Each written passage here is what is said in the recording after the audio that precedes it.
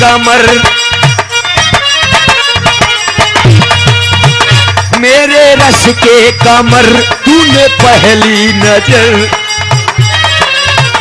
मेरे रस के कमर तूने पहली नजर, जब नजर से मिलाई मजा आ गया।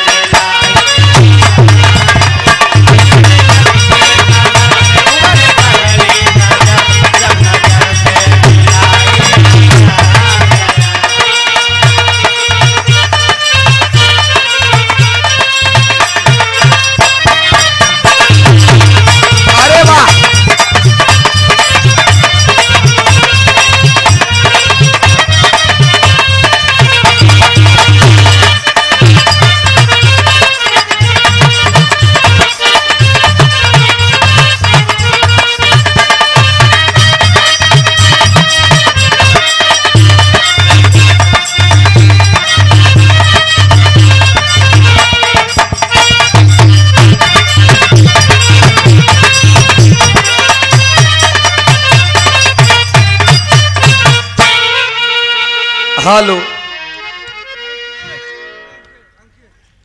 बहुत सुंदर गीत। वाह, वह मुहे से सरहद की जंग, बहुत सुंदर गीत रही, बहुत सुंदर तराना रहा, बहुत सुंदर भाव रही और बहुत सुंदर अदा रही।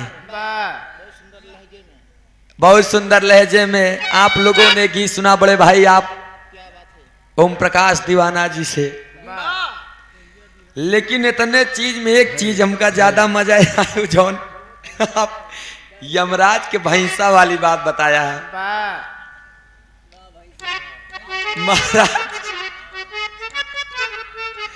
वाह, एक मिनट महाराज, सोचिए आप यमराज के ऐसा शिष्य, यमराज आए थे प्राण लेने और नहीं फंसाई लेने। कहें स्वामी हल हम तोरे साथे चलब तब जब तू हमार 3 बात मनबे तब। अच्छा हल हल मुर्रा सिंह के भैसा तो रहा भैया,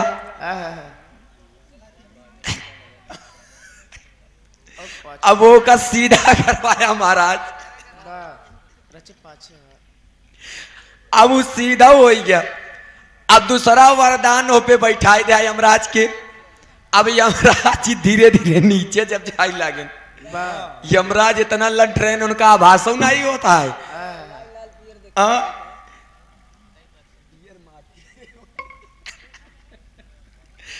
अब इतने पे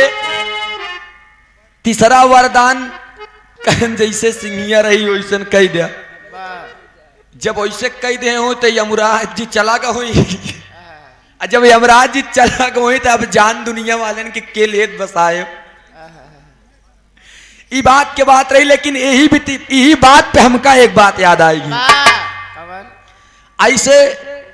एक जने रहन वो महा लंठ रहन, एकदम लंठ रहन, बकलोल कहबा तो कम्बा, और कर 3 दोस्त रहन वो सारे और लंठ रहन। ऐसे नंडक बड्डक अड्डक बड्डक बोलत रहन। तीनों दोस्त 3 दोस्त में रहन के मास्टर देखा है, आज तक आप लोग आदमी कहानी सुने होगा। 3 दोस्त में एक जने रहन नींबू, एक जने रहन केला, एक जने रहन नारियल। अब नींबू केला नारियल तीनों बड़ी गहरी दोस्ती रही। नींबू ससुरारी गवा रहन, ससुरारी ओकरे सढ़ुआइनी के बारात रहे, लौटा रहन। कहत बा कि केला और नारियल से कहत बा भाई कहन यार मोरे ससुररिया नेवता बा, मोरे बुढ़ऊ हमका बहुत माना थिन। कहन तब कहन यार वो कहन जहां तक पहुंचा हुआ नेवता दई दे। तो भाई आप हमारे इष्ट मित्र है तो समझा भाई यहाँ भाई नेवता हम तू के दे देते, नेवता दई दे सबके। जब नेवता दई दे महाराज, वो दिन आई गया धीरे धीरे सब एकदम रजा सूट बूट पहन के परफ्यूम और फ्यूम मारे मास्टर साहब, एकदम सेंटोन मारे, तीनों तैयार, तीनों चल रहे हैं ससुरारी। सदरी उदरी पहले बढ़िया, क्या बात है। तीनों जब ससुरारी चल रहे हैं, रास्ता में पहुंचे मास्टर साहब, तो निम्बुआ तीनों से कहा बे यार कहन का कहन एक बात बतावे चाहते कहन बतिया कहन यार ई धरती के लोग साले बहुत लंठे हैं कहन मतलब कहन ये सारे इतना बेकार हैं ये सारे लंठे हैं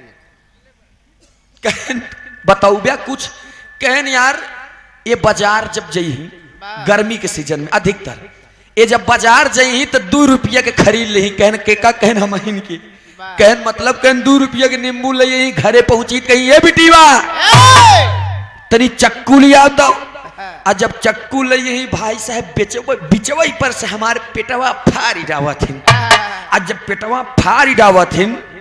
तो का इसे पकड़ के इतना तेज निचोड़ा थी कि हमार लीद पचौनी सब बाहर आई जाता कहन तऊ अब केलक बेचारू के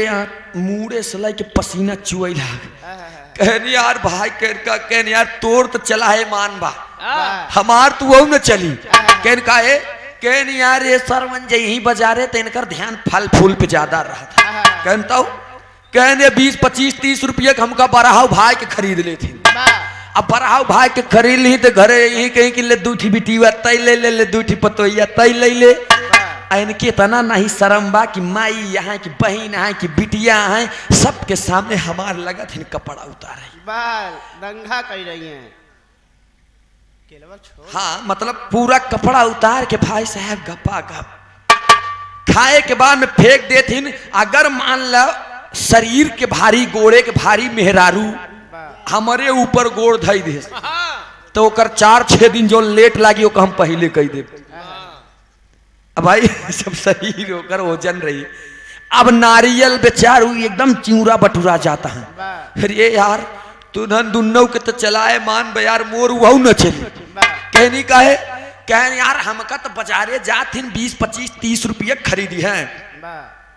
खूब बढ़िया नारियल खरीद के लिए यही में चुनरी उनरी लगाए के मास्टर साहब आ चुनरी उनरी लगाए के लिए यही तो पहले नीचे से ऊपर तक सारा बार उपारत है आ जब पूरा बार उपार ले तो चट्टान दिखी बढ़िया ले जाए किसे मोटके पत्थर पे इतना चपक के पटक देथिन इतना चपक के पटक देथिन कि हम छल्ल से मुंह मारी थी और जब छल्ल से मुंह मारी ये सारे इतना रख दिया है उतने पर नहीं बर्दाश्त बे चुल्लू लगा के पिए लगा थी नो का आकाश समझे कहीं यार ऐसी बढ़िया अमृत और कुछ है ही नहीं बा तो दोस्तों कई प्रकार के होते हैं इंसान भी कई प्रकार के होते हैं ऐसे लंठ ऐसे बकलोल आदमी कतहूं कहूं देखे के मिलत है मास्टर साहब बहुत सुंदर गीत रही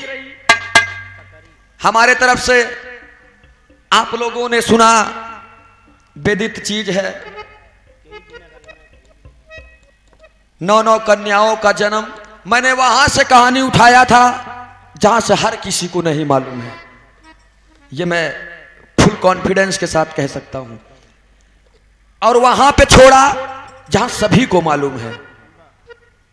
भाई राधा पार्वती सीता को कौन नहीं जानता सब जानते हैं लेकिन उतना अंदर तक कोई नहीं जा सकता जहां श्रद्धा थी